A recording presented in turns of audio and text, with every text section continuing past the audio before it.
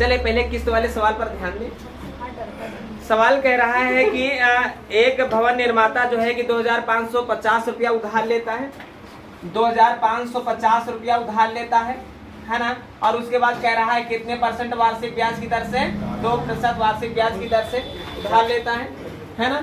कह रहा है 2 वर्षों के अंतराल में 2 बराबर किस्तों में इसको वो देने की बात किया उसने, तो प्रत्येक किस्त का मान क्या होगा। तो सबसे सरल पॉइंट अगर तुम्हारे पास ऑप्शन है, देखो ऑप्शन 1352, 1377 और 1275, 1383 और 1283। अगर इस तरह से ऑप्शन दिया है तो सबसे पहले हम देख लें ऑप्शन से ही लग जाएगा। अगर ऑप्शन से नहीं लगेगा तो भी हम बताएंगे। देखें 4% की बात कर रहा है, 4% का मतलब होता है 100, है ना। 4% को हम जो है कि 104% मान लें, परसेंट माने बटा 100, ये बात जाने रहना, ठीक है। और अब इसको हम काट देते हैं और काटेंगे, अगर 4 से काटेंगे तो क्या होगा, 4 दूनी 8, 4 से 24, 4 से नीचे काटेंगे 25। देखें ये जो संख्या ऊपर वाली जो संख्या है, यही संख्या जो है कि किस्त का निर्धारण करेगी। मानी यह संख्या किस ऑप्शन को काट सकती है, बस यही हमें समझना है। यह 13 से कट रहा है। सबसे पहला पॉइंट तो यह सम संख्या, और सम संख्या को ही काटेगी, विषम संख्या को नहीं काटेगी। यहाँ सारे के सारे ऑप्शन तुम्हारे विषम, तो ऑप्शन तो यही सही होगा। और नहीं तो देख लेते हैं 26 से कोई संख्या नहीं कटने वाली, संख्या यही कटने वाली पहला, अगर ऑप्शन से लगाना चाह रहे हो तुम। फिर आते हैं अगर ऑप्शन नहीं तुम्हारे पास, तराजू से लगाना चाह रहे हो तुम। ये जितना भी रुपया उधार दिया जाता है उतना रुपया हम लिख लेते हैं, बात क्लियर है। जितना रुपया उधार दिया जाता है उतना रुपया हम लिख लिए तराजू पर। अब तराजू पर उस रुपया के सामने, उधार लिए हुए रुपया के सामने हमें क्या रखना है, ये बात समझनी। सबसे पहले दोनों का गुणा कर दो। इस तरह से काटने के बाद जो भी आए सबसे छोटी भिन्न बना ले, है ना, सरल कर ले अच्छे से। और अब इन दोनों का गुणा कर ले। इन दोनों का गुणा करेंगे तो 25 छक्का 150, हासिल 15 हुआ। 25 दूना 50 में 15 जुड़ा तो कितना होगा, 65 होगा। और उसके बाद जो इसमें छोटी वाली संख्या हो उसका वर्ग कर दो। 25 25 625, और इन दोनों को जोड़ के धन के सामने रख दो। 0 5 5 होगा, 5 2 7 होगा, 6 6 12 होगा। बात क्लियर है। धन के सामने ऐसा करके रख देते हैं।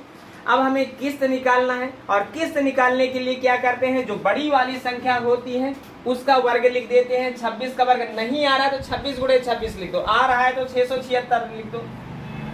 बस यहीं पर काट पीट कर दो और तुम्हारा जवाब तुम्हारे सामने होगा। 75 दूना 150, 12 दूनी 24 माने 1275 दूना 2550 होगा। क्लियर है, कट गई संख्या। त्रियक में सबको पता है कि गुणा होगा, और गुणा होगा तो देखो 2 छा के 12 के 2 हासिल 1 हो गया, 2 सते 14 1 हासिल, 15 के 5 हासिल फिर 1 हो गया, 2 छा के 12, 12 में 1 हासिल जुड़ा तो 13। जवाब तुम्हारा रहा 1352 के बराबर, अर्थात ए ऑप्शन सही। बस इतना से करना है। फिर एक बार समझ लो, जो भी उधार रुपया है उसके सामने क्या करते हैं, पहले तो जो दर है उसको सरल कर लो। 4% दर है तो 104/100 रखो, 3% है तो 103/100, 20% है तो 120/100, है ना, ये बात जाने हो। और उसके बाद काटने के बाद जो भी संख्या आए पहले दोनों का गुणा कर लो, फिर छोटी वाली संख्या का वर्ग कर लो और जोड़ के धन के सामने रखो। क्लियर। और फिर उसके बाद क्या है, बड़ी वाली संख्या के वर्ग लिख दो और उसके सामने तुम्हारा जवाब होगा। अगर कठिन लग रहा है तो प्रैक्टिस करते रहो, कठिन नहीं है सवाल, है ना। फिर हम अगला सवाल लगाते हैं और समझ लेते हैं सवाल को। बोलो ये रूल क्या कठिन लगा है क्या? कठिन लगा है तो फिर ऑप्शन के जरिए ही पहुंच जाते। लेकिन कभी कभी होता है, कभी कभी ऐसा भी होता है, देखो हो सकता है अनुमानित 1 रुपया इधर घटा जुड़ा कर सकता है ना ऑप्शन में। दूसरा पॉइंट है कभी कभी धन ना दिया हो, रुपया किस्त दिया गया हो और धन पूछा गया हो, तब के लिए भी खतरा बन सकता है। लेकिन तराजू चाहे किस्त दे दो चाहे, अब देखो यहीं पर 1352 रुपया किस्त दिया गया है, 1352 रुपया किस्त दिया गया है और जो है कि 2550 रुपया धन पूछा गया है ना। तो 4% को सरल किए हो तो 104/100, 104/100 को काटे हो तो 26/25 आया है, 26/25 आया है। ये बात जाने हो। देखें धन तुम्हें निकालना है, और धन के सामने हम कहते हैं दोनों के गुणनफल में छोटी वाली संख्या का वर्ग जोड़ के रखा करो। दोनों का गुणनफल क्या है, 25 छक्का 150, 25 दूना 50 में 15 जुड़ा तो 65 हो गया। और फिर छोटी वाली संख्या का वर्ग 625 जोड़ देते हैं, है ना, जोड़ेंगे तो 1275 हो जाएगा। धन के सामने ऐसा करके रख देते हैं। अब यहाँ पर किस्त दिया गया है 1352 के, और किस्त के सामने क्या करते हैं, बड़ी वाली संख्या का वर्ग लिख देते हैं 676। 676 कहता है कि हमारा ये दोगुना लिखा हुआ है ना। देखो 2 छाके 12 के 2 हासिल 1, 2 14 1 15 1 हासिल, और 2 छाके 12 1 हासिल जुड़ा तो 13। त्रिएक में गुणा होता है, सबको पता है। गुणा कर दो भाई, 2 पंची 10 का 0 हासिल 1 हो गया, 2 14 1 हासिल 15 हो गया, 2 दूनी 4 1 हासिल 5 हो गया, और 2 1 कम 2। देखो धन, चाहे धन से किस्त निकालना हो, चाहे किस्त से धन निकालना हो, हर हाल में तराजू तुम्हारे साथ है। बताओ कहीं पर कुछ है ऐसा जो कठिन लगा? अगर कठिन लगा है तो अगला सवाल फिर एक बार देख लेते हैं। हाँ, गलत लिखोगे तो फिर तो कैसे समझ में आएगा। चलें सवाल पर ध्यान दें। सुनो, हाँ 1640 है, सही है 1640, 1640 एकदम सही है। देखिए क्या कह रहा है भाई क्वेश्चन, उधार ली गई राशि 5% प्रतिवर्ष चक्रवृद्धि ब्याज के साथ है ना। दर जो है कितना है, 5% है। दर कितना है, 5% है। अब ध्यान दो यहाँ पर, बाकी सानू ध्यान दो। कह रहा है 5% दर है, फिर कह रहा है चक्रवृद्धि ब्याज के साथ 882 रुपया की 2 बराबर किस्त है। ये 882 रुपया तुम धन समझ रहे हो, 882 रुपया तुम्हारी किस्त है। 882 की 2 किस्तें हैं, 882 रुपया की 2 किस्तें हैं, यही तो बात कह रहा है। तो वह धन बताओ, धन पूछा जा रहा है, जो उधार लिया गया है धन, वो धन पूछा जा रहा है भाई। अब क्या करते हैं भाई, देखें धन पूछा जा रहा है और धन के सामने क्या करते हैं, पहला काम है तुम्हारा 5% को 105% माने बटा 100 इसको रख देते हैं, वो 21 हुआ, और ये हुआ क्या 20। तो धन के सामने हमने कहा इन दोनों संख्याओं के गुणनफल में छोटी वाली संख्या का वर्ग जोड़ा जाता है। इन दोनों का गुणनफल क्या है, 420 है, और छोटी वाली संख्या का वर्ग 400 है, और दोनों को जोड़ेंगे तो होगा क्या 820। कोई दिक्कत? फिर कहता है किस्त के सामने क्या करते हैं, बड़ी वाली संख्या का वर्ग लिखते हैं। बड़ी वाली संख्या 21 है, 21 का वर्ग 441 है। कुछ है इसमें जो नहीं आ रहा? 441 दुना 882, त्रियक में होगा गुणा 820 दुना होगा 1640। वह उधार लिया गया जो धन है वह रुपया कितना है, 1640 रुपया है। इससे सरल कोई तरीका नहीं मिलने वाला है। अगर ये नहीं समझ में आया तो समझ लो कुछ भी नहीं समझ में आएगा, ये बात जाने रहना। ठीक है, लगा लो इस सवाल को। अगला प्रश्न देखते हैं। अरे चले देखें, सवाल कह रहा है 21 रुपया की राशि जो है कर्ज में ली गई है। 21 रुपया की राशि कर्ज में ली गई है, तो 2100 रुपया को तराजू पर रख दे, है 2100 रुपया की राशि तराजू पर रख दिए। ये उधार ली गई राशि, किस्त निकालना है, किस्त निकालना है, ये बात जाने रहना। दर तुम्हारी कितना परसेंट है, 10% है। 10 का मतलब है 110 बटा 100, और इसको सरल करेंगे तो अब क्या, धन के सामने क्या करते हैं, दोनों के गुणनफल में छोटकई का वर्ग जोड़ के, दोनों का गुणनफल 110, छोटकई का वर्ग है 10 तो हुआ क्या, दोनों का जोड़ 210। क्लियर?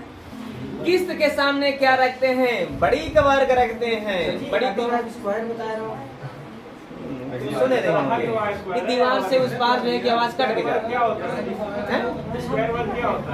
हाँ ये चले।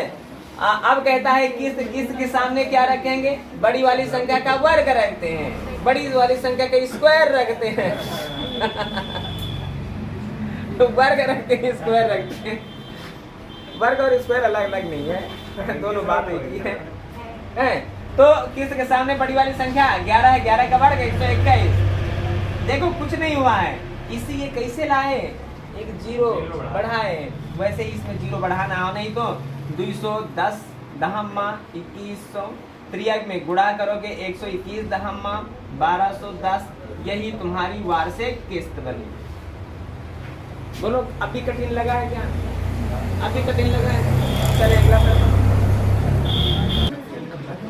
चलें देखें, सवाल कह रहा है 11,000 रुपया की धनराशि उधार ली गई है।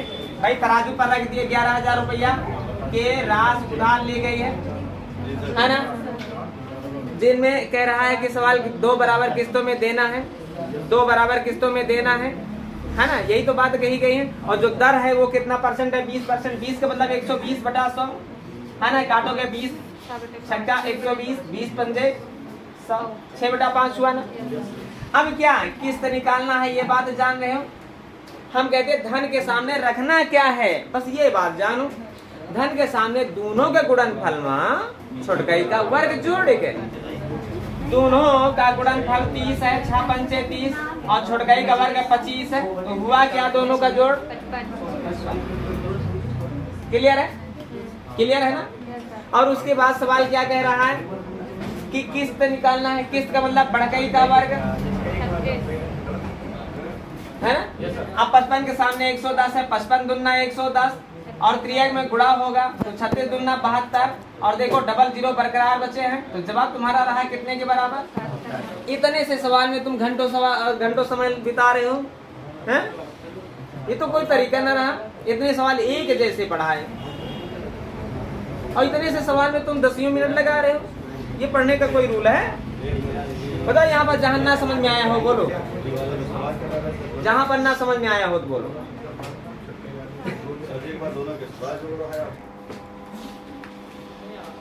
चलें प्रश्न को समझें। सवाल कह रहा है कि किसी व्यक्ति ने 5% वार्षिक चक्रवृद्धि ब्याज की दर से 3 वर्ष के लिए 6,000 रुपया का ऋण उधार लेता है ना। 6,000 रुपया का ऋण जो है उधार लेता है, कब के लिए? 3 वर्ष के लिए, 3 वर्ष के लिए। और किस दर पर लेता है कि 5% वार्षिक दर पर। लेकिन क्या कहता है कि 2 वर्षों तक क्या कहता है कि प्रत्येक वर्ष 21 रुपया वापसी भी वो कर देता है ना। यही तो कह रहा है, कह रहा है 2 वर्षों में प्रति वर्ष 21 रुपया वापस कर लेता है, 21 रुपया वापस कर लेता। भाई 6,000 रुपया अगर किसी ने लिया और उसके बाद 5% की दर रही तो 105% माने बटा 100 इतना रुपया बना, डबल जीरो कटा और हुआ क्या 0 का 0, 6 पंचे 30 और 6 कम 6 माने 6300 रुपया बना। इस 6300 रुपया में उसने क्या किया, 2100 रुपया अदा कर दिया। इस 6300 में क्या किया उसने, 2100 रुपया अदा कर दिया, तो बचा क्या, बचे पर फिर ब्याज लगा 4200 और 4200। भाई दर तो वही 5% है, दर 5% है तो 105% माने बटा 100 डबल जीरो। अब करते क्या है 42 पंचे 210 या ऐसे काट लेते हैं 210 का 10 लिख देते हैं, हासिल 2 42 से कम 42 2 44। क्लियर है, इतना रुपया बना। अब इतने रुपया पर फिर वो दूसरे साल क्या करता है 2100 रुपया दे देता है।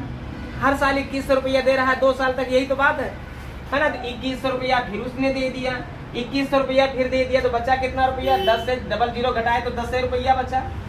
44 से 21 रुपया घटाए तो क्या बचा है 2310 रुपया। अब 2310 रुपया तो लौटाएगा नहीं। अब इस पर फिर 1 साल, भाई 3 साल तक लिया है, 2 साल बीता है, अभी 1 साल और बाकी है। अब वो जो है कि 5% फिर दर लगा दे रहा है, माने 105% माने बटा 100। 0 काटो। अब इसको काटने की कोई जरूरत नहीं है, इसलिए 10 से भाग करने का मतलब 1 अंक बाद दशमलव लगा देना। और अब इसको गुणा कर लेते हैं। 105 एकम 105 का 5 हासिल 10 हो गया। क्लियर है, 105 या 315, 315 में 10 जुड़ा तो 325 और 325 का क्या लिखोगे 5 लिख दोगे और हासिल क्या होगा 32 होगा। क्लियर है, और 105 दुना 210 और 210 में जो है कि 32 जुड़ा तो 242 है ना, 242 हुआ ना। और उसके बाद क्या करते हैं 10 से भाग करने का मतलब है दशमलव यहाँ पर लगा देते हैं, तो जवाब हमारा रहा यही रुपया ये वापस कर देगा, कर्ज से उसे मुक्ति मिल जाएगी। अर्थात तीसरे वर्ष के अंत में उसे कितना रुपया चुकाना होगा 2425 रुपया 50 पैसा देना होगा। बोलो कहाँ पर यहाँ पर सवाल कठिन था? 42 तो फिर क्या दिक्कत थी? हाँ आना चाहिए है ना, आना चाहिए, भिन्न भिन्न आंसर आने चाहिए। चले बहुत बढ़िया। सवाल कह रहा है कि ब्याज अर्धवार्षिक देय है, ये बात जान लेना। कह रहा है ब्याज अर्धवार्षिक देय है और 80,000 रुपया की बात कर रहा है। 80,000 रुपया क्या है 10% है कि कितना परसेंट है? 10% वार्षिक ब्याज की दर से सवाल ने कहा कि 92,610 रुपया हो जाती है ना। ये वार्षिक दर है, ये बात जाने रहना, ये वार्षिक दर है। तुम लोगों को रटाते आए हैं क्या? 8,000, 9,261 देखो, 3 आंसर दो, है ना। 1,000 रुपया, 10,000, 1,331, 1,210 ऐसा आंसर देखो, 2 साल जवाब दो, और 1,321 देखो 3 साल जवाब दो, है ना। लेकिन अब यहाँ पर तिमाही छमाही की बात हो रही है। यहाँ पर छमाही की बात, जब 3 साल की बात करोगे तो 3 साल का मतलब 3 तिमाही और 3 छमाही, 3 छमाही का मतलब होता है 1.5 साल। जवाब हमारा 1.5 साल के बराबर रहा। अभी कल तो हमने बताया है कि 9,261 को देखो, 9,261 क्या है? 21 का घन है। घन का मतलब 3 होता है, अर्थात 3 छमाही आंसर होगा, और 3 छमाही का मतलब होता है 1.5 साल। नहीं होता है। हमने कहा क्या? देखो, कभी भी अगर ये बात आ जाए कि 10% वार्षिक दर है और ब्याज छमाही है, तो देखो वर्ष में अगर 10% ब्याज देना पड़ रहा है तो छमाही में 5% देना होगा। ये बात समझ रहे हो कि नहीं? छमाही में 5% देना होगा। ये बात समझ में आई कि नहीं आई? छमाही को ही अर्धवार्षिक कहते हैं। अर्थात दर को क्या होता है, दर अगर वार्षिक दी गई है, छमाही दर बनाना है तो उसे हमें 2 से भाग करना होता है। क्यों 2 से भाग करना होता है? इसलिए कि वर्ष में 2 छमाही होती है, इसलिए 2 से भाग करना होता है। नहीं बात समझ में आई? है ना। अगर दर 10% है वार्षिक तो छमाही 5% होगी। अगर वार्षिक 5% है तो छमाही 2.5% होगी। अगर वार्षिक 20% है तो छमाही 10% होगी, माने ठीक उसका आधा। ये छमाही की बात हो रही है।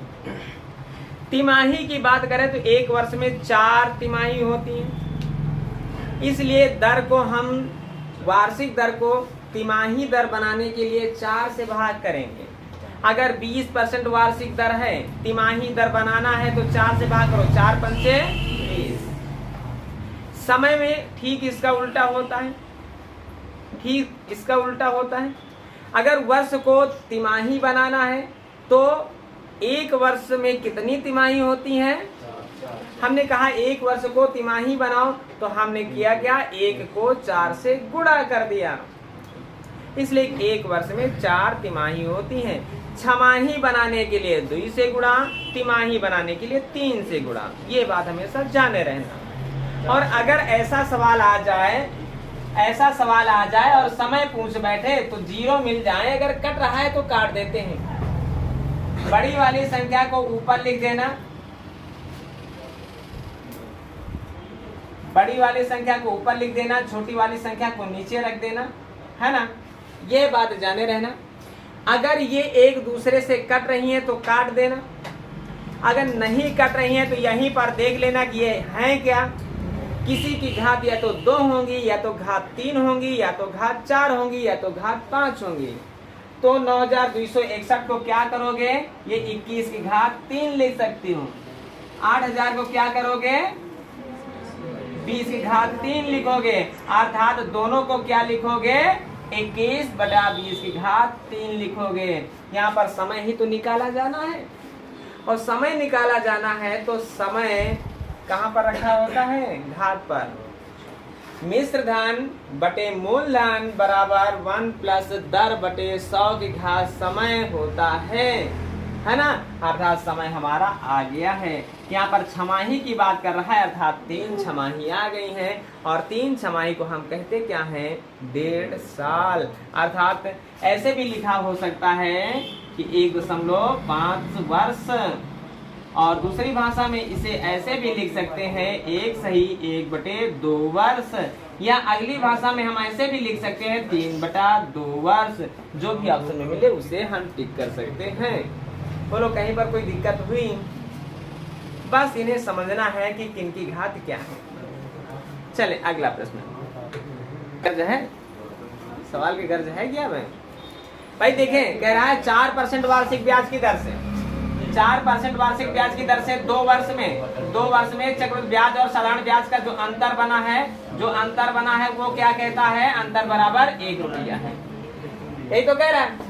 तराजू बना देते हैं, अंतर को लिख देते हैं, अंतर के सामने क्या रखते हैं, अंतर के सामने 4% को सरल करो भाई, 4 माने 4% माने बटा 100, 4 एकम 4, 4 25 100, और अंतर के सामने ऊपर वाली संख्या का वर्ग, यही तो बात किए हैं 2 साल में ऊपर वाली संख्या का वर्ग होता है, ऊपर वाली संख्या का वर्ग यही है। मिश्र धन निकालना है तो दोनों को जोड़ के वर्ग लिखो, अगर मूलधन निकालना है तो नीचे वाली संख्या का वर्ग रखो, साधारण ब्याज निकालना है तो क्या, नीचे वाली संख्या का दोगुना, और चक्रवृद्धि ब्याज निकालना है तो नीचे वाली संख्या के दोगुने में ऊपर वाली संख्या का जोड़, यही तो कहें।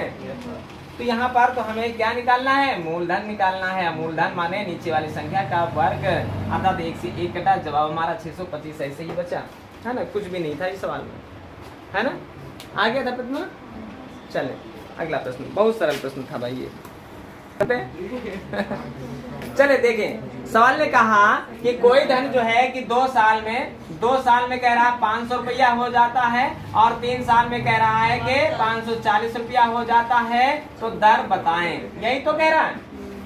तराजू कहता है कि छोटकई के सामने 100 का रखो, है ना, सवाल यह तो कहा थे। हाँ। ये साधारण ब्याज नहीं जो 250-250 में बांट दिए होंगे, है ना, हमको पता हो गया जब 16 आया है तो हमें पता हो गया 250-250 में, ये साधारण ब्याज नहीं है कि 250-250 रख दो नीचे 40 रख दो, 250-500 540 16% ले आए, गलत बात है। बढ़गई के सामने 100 रखा जाता है, अंतर के सामने दर आ जाती है, यही तो बताए थे, है ना। और सामने वाले जीरो काटा था, ऊपर वाली संख्या नीचे वाली संख्या काटा थे, जवाब था आपका क्या हुआ, जोड़ लिए थे और 40। हाँ चलो ठीक है, अच्छी बात है, जो भी कर सकते हो करो। सवाल कह रहा है 8% वार्षिक चक्रवृद्धि ब्याज की दर से 2 वर्ष और 3 वर्ष में 1440 और 1700 कितना है, 1728, माने 2 साल में 1440 रुपया हो जाता है, और 3 साल में 1728 रुपया हो जाता है ना। तो R माने 8% दर से, यही R का मान बताना, यही तो पूछ रहा है। हमने अभी तो सवाल लगाया है, छोटी वाली को 100% माना जाता है, छोटी वाली को 100% माना जाता है, और दोनों का अंतर जो है कि दर बताता है, दोनों का अंतर 8 से 0 घटाए 8 बचा, और 2 से 4 नहीं घटाया, उधार लिया 12 से 4 घटाए तो 8 बचा, यहाँ 16 से 14 घटाए तो 2 बचा, है ना, क्लियर है। ये 0 से 0 घटा 144 दुना 288 हुआ है, त्रियक में गुणा हुआ है, 10 दूनी 20 हुआ है भाई, क्या दिक्कत है, क्लियर है। चले इसी के साथ जो है कि समय समाप्त हुआ, और कोई कहीं नहीं जाएगा।